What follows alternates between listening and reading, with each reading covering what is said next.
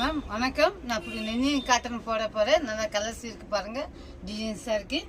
நான் ஒரு மாடல்ஸ் காமிக்க போகிறேன். இப்போ பாருங்கள், நெஞ்சி காட்டணும். இது முந்தி ఇది శారీ అంతా డిజైన్ వద్దు, ఫ్యాన్సీగా సూపర్ ఆగి பாருங்க. நெஞ்சு காட்டணும். வெயில் கட்டச்சு மேம். சாஃப்டாக இருக்குது, மெத்தனாக இருக்குது.